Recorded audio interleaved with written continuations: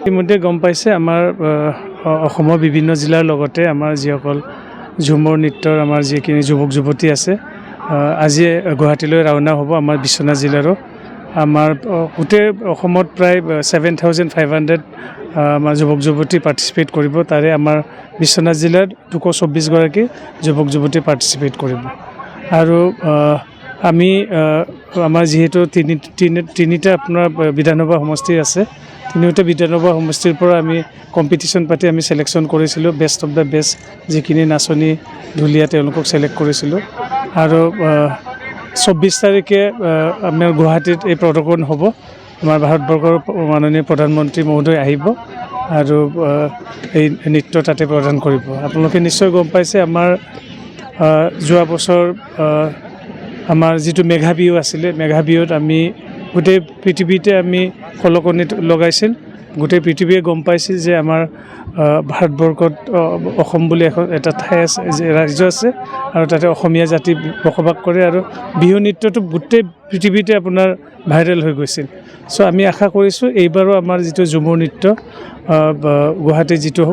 অনুষ্ঠান অনুষ্ঠিত হ'ব মাননীয় প্ৰধানমন্ত্ৰী মহোদয় আহিব নিশ্চয় এই নৃত্যও মানে আমাৰ মেঘা বিহুত যেনেকুৱা গোটেই পৃথিৱীত ভাইৰেল হৈছিল আৰু এই নৃত্য আমি গোটেই পৃথিৱীত ভাইৰেল হ'ব বুলি আমি আশা কৰিছোঁ আমাৰ পাৰ্টিচিপেণ্ট আছে 224 গৰাকী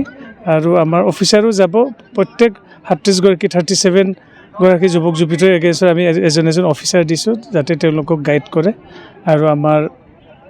লগত পুলিচৰ এস্কৰ্ট টিম আছে আৰু মেডিকেল টিম আছে আৰু গোটেইকেইটা আমি থ্ৰু প্ৰপাৰ মানে প্ৰট'কল আমি তেওঁলোকক আমি পঠিয়াই আছোঁ হয় বহুত ভাল লাগিছে আমাৰ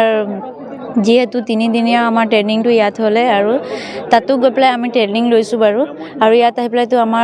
ইয়াতো আহি পেলাই আমি ট্ৰেইনিং লৈছোঁ বহুত ভাল লাগিছে আৰু আমাৰতো যিহেতু সময়টো আহিলে দেখোন 24 তাৰিখত আমিতো প্ৰগ্ৰাম কৰিমেই আৰু এইটো আমি চবেই তাত প্ৰগ্ৰাম কৰিম নাচিম বহুত ভাল লাগিছে আমাৰ যিহেতু জাতিৰ আৰু বিশ্ব দৰবাৰৰ এইটো ৰেকৰ্ড হ'ব কাৰণে এইটো কাৰণে আমাক বহুত ভাল লাগিছে আৰু আমাৰ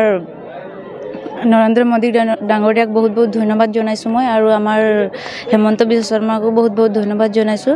আৰু এইটো ইমান ধুনীয়াকৈ এটা আমাৰ জাতিৰ কাৰণে ইমান ধুনীয়াকৈ এটা সহযোগ কৰি দিছে সেইটো কাৰণে বহুত ভাল লাগিছে চবৰে মানে ভাল পাইছে এইটো আৰু আমাৰ জাতিৰ কাৰণে তেনেকুৱা কৰিছে যে বহুত সুযোগ দিছে আৰু আমিতো আগতে সৰু ষ্টেডিয়ামত আগতে আমি নাচি আছিলোঁ এতিয়া বহুত ডাঙৰ আমি গুৱাহাটীত সৰু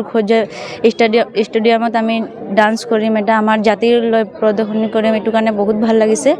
আৰু সেইটোৱে ক'ম এইটো বহুত বহুত ধন্যবাদ জ্ঞাপন কৰিছোঁ মই